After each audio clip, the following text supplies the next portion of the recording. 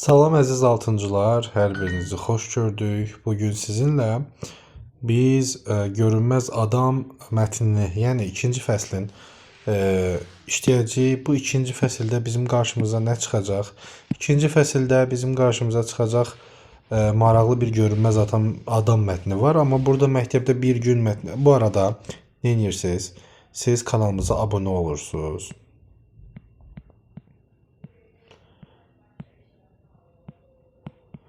Bəyənin. Bəyənin, bir də paylaşın.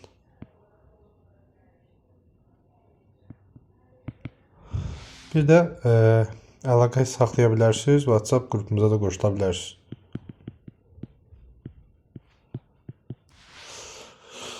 Deməli, bu mətni biz oxumuşuq. Ona görə görünməz olmaq istəyirdi ki, o dərsi öyrənməmişdi və görünməz olmaq istəyir ki, müəllim ondan dərsi soruşmasın.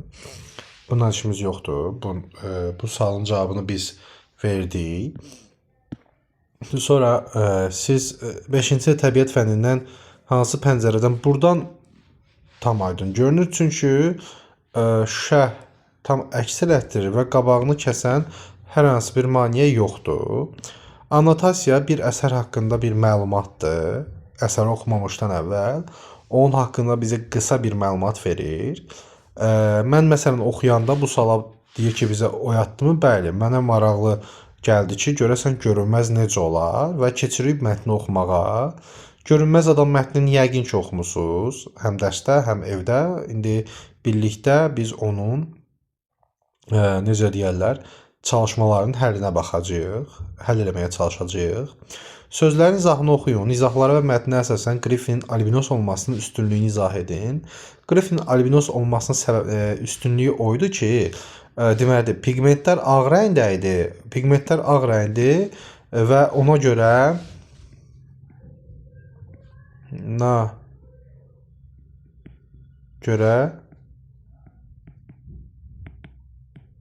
görünməz olması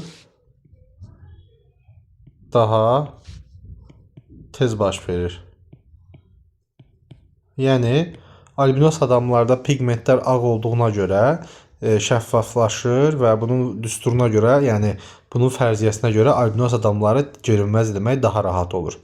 Aşağıdakı izahın hansı sözlə aid olduğunu müəyyənləşdirin. Baxdıqda o bir tərəfi görünən, işıq asanlıqla buraxan, içindən keçirən, buna şəffaf deyirlər. Yarım şəffaf az keçirir, qeyri-şəffaf heç keçirtmir. Baxın, bu Y tapşırığını biz burada görə bilərik əslində. Baxın, burada bu şəffaf idi, yarım şəffafdır, bu qeyri-şəffafdır. Ona görə biz artıq öyrənirik ki, yarım şəffaf, qeyri-şəffaf nə deməkdir. Pişik üzərində təcrübəsi nə üçün olur? Çünki pişiyin gözləri görünürdü.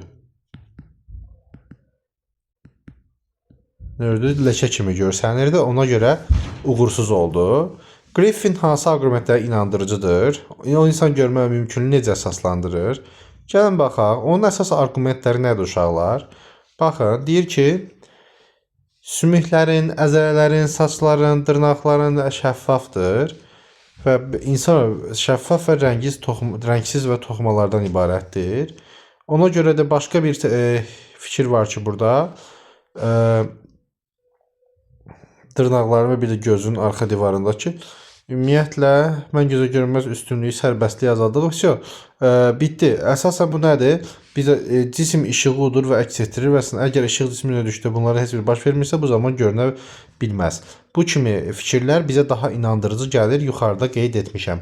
Griffin elmi təcrübəsi ilə bağlı səhvini etiraf edir. Səhvini etiraf edir burada. Baxın, burada deyir ki, amma səhv etmişəm. Gərək əks çevrilmə haqqında təcrübə aparıb sonra onu, yəni gözə görünməz idi, amma geri qayıda bilmirdi. Gərək təcrübənin əksində düşünəydi. Mətnə çəkilmiş illüstrasiyaya əsasən Griffinin xarici görünüşünü təsvir edin, onun geyimini müzakirə edin. Nə üçün görünməz adam sarıqlı eynəkli gəzirdi? Çünki Hə. Çünki yox, bunu uşaqlar, dinləmə tapşırığında cavabını verəcəyik. İndi verə bilmərəm. Təsdiq etmək üçün meduza sudan ibarət idi. Sonra şəffafdır və necə hərəkət etdiyini görmək olar. Bunlara əsaslandırır ki, yəni meduza ilə özünü xatırladır. Hansı qənaətə gəlmək olmaz? Deməli, bu yanlışdır. Çünki əşyalar görünürdü, özü görünmürdü, amma əlindəki tutduğu əşyalar görünürdü. Bu müzakirədir uşaqlar. Deməli, görünməz adamın mənfi. Bunu da indi biz dinləmə mətnində qarşıya çıxardacağıq ki, mən dinləmə mətnini dinləmişəm. Burada belə bir şey var ki, o qarda, yağışda, kənara çıxa bilmir.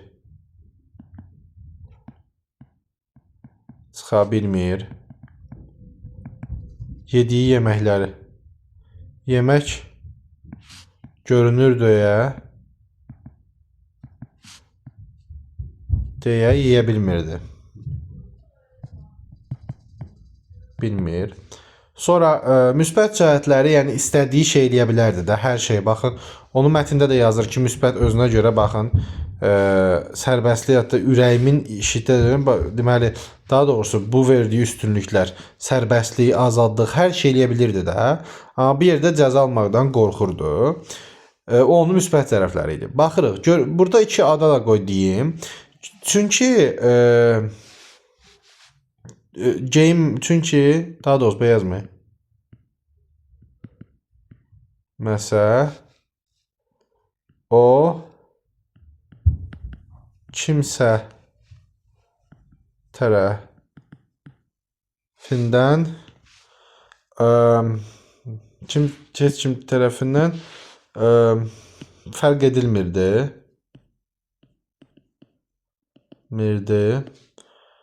Bundan əlavə geyinməsə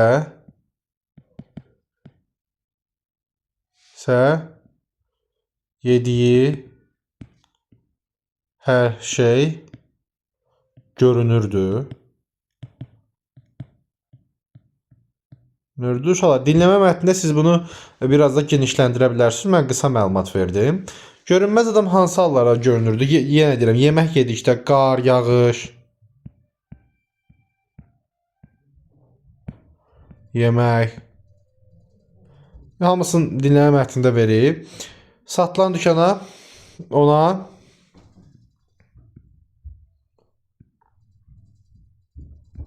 geyinmək, daha doğrusu geyim lazım idi. Çünki evi yanmışdı. Heç nə qalmamışdı.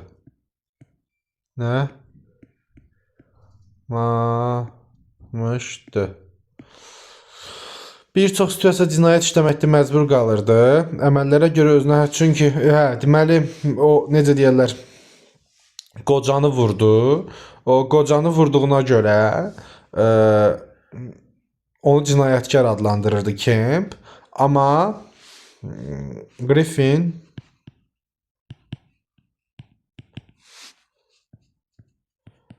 ehtiyacı olduğuna görə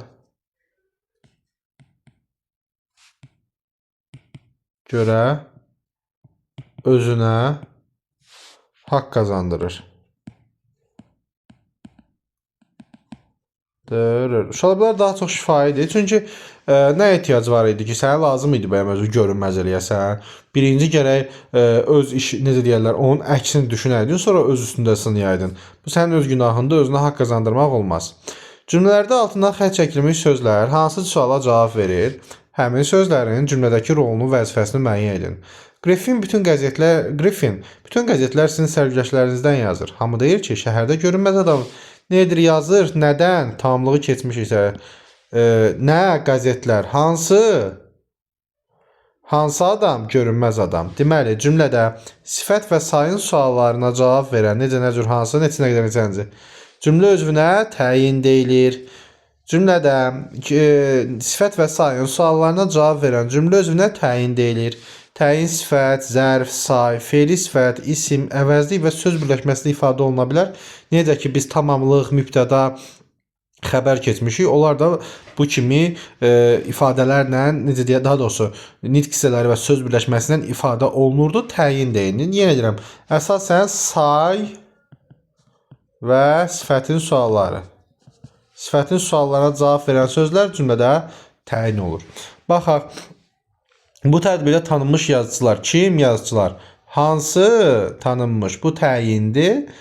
Tanınmış da fe'li sifətdir. Beşikdə bu 2 ilə gedək. Uşaqlar ac sərçələri. Hansı ac? Təyindir. Bu da sifətdir. Tədbirdə milli rəqslər nə? Rəqslər hansı? Milli. Bu da sifətdir. Beşikdə yatan körpə mənim bacımdır. Kim körpə? Hansı körpə? Beşikdə yatan. Bu birlikdədir. Buna deyirik fe'li birləşmə, yəni söz birləşməsi. Söz birləşməsi. Qardaşıma dəri gödəkçə. Necə gödəkçə? Uşaqlar, metal və material adları isimdir. İsim cümlədə təyin bu halda ola bilir. Birdən səmanı qara buludlar da, bu da sifətlə ifadə olunur. Hansı cümlədə təyin söz birləşməsində ifadə olunur? Baxaq, Kür çayı daşanda çətin vəziyyətə düşürük. Nedir? Çətin vəziyyətə düşürük. Nə zaman? Kür çayı daşanda, burada yoxdur. Kəndimiz uca dağlar nə edir? Yerləşir harada? Uca dağların hansı dağ? Uca dağ. Burada təyin isimlə sadəcə sifətlə ifadə olunub. Türkiyədə müalicə olunan dostum nə etdi? Qayıtdı. Haraya? Bakıya. Kim? Dostum. Hansı? Türkiyədə müalicə olunan. 3 sözdən ibarət fe'li sifət tərkibi ilə, yəni söz birləşməsində ifadə olunub. Qədim də burada sifətlə ifadə olunub. Növbəti cümlələrdə təyinləri müəyyən et. Baxaq. Çalışqan və qabaqcıl şagirdləri hansı? Çalışqan və təyinin işarəsi uşaqlar dalğalı xəttdir. Bişirdiyi tortu bütün əvəzliklə. Deməli, buna sifət deyirik. Sifət deyirik və sualı hansıdır? Hansı? İzah etdiyi cümlə özü tamamlıqdır. Tamamlıq. İfadə vasitəsi də sifətdir. İkinci cümlədə bişirdiyin tortu bütün uşaqlar çox bəyəndilər. Kim bəyəndi uşaqlar? Hansı tortu? Bişirdiyin. Uşaqlar, bişirdiyini baxırıq burada. Burada yazacağıq. Təyin bişirdiyindir. Sualı hansıdır? Bütündə də hansıdır uşaqlar? Bunda da hansıdır? Sonra sualı izah etdiyi cümlə tortu tamamlıqdır. Tamamlığı izah eləyir. Bir də ifadə vasitəsi fe'li sifətdir. Bütün uşaqlar, deməli, sualı hansıdır? Mübtədaya aiddir. Mübtəda. İfadə vasitəsi də əvəzlikdir. Əvəzlik. Sualı hansıdır? Bugünkü qəzetlər. Bugünkü, deməli, nədir? Bugünkü qəzetlər. Qəzetlər mübtədadır. Sualı hansıdır? Qəzetlər, deməli, sualı hansıdır? Təyin bugünküdür. İzah etdiyi cümlədir. Mübtədadır. Yəni, ondan əvvəldə gəlir. İfadə vasitəsi də sifətdir. Biz həmişə əsgərlərimizdən xoş xəbərlər. Necə xəbərlər? Xoş xəbərlər. Yenə nə gözləyirik? Xəbərləri gözləyirik. Sadəcə burada eyni şeyi yazacaqsınız. Hansı sualınca necə? Daha doğrusu necə sualı? Necə sualı? Sonra tamamlığa aiddir. İfadə vasitəsi də sifətdir. Yerdə qal usta birinci ahvada dünən tə. Birinci də saynandır. Tamamlığa aiddir. Saynandır. Tamamlığa aiddir. Sualı neçəncidir? İzah etdiyi cümlə üzrə tamamlıqdır. İfadə vasitəsi də saydır. Dinləsəniz yaza biləcəksiniz uşaqlar. Hələlik növbəti izahlarda görüşərik.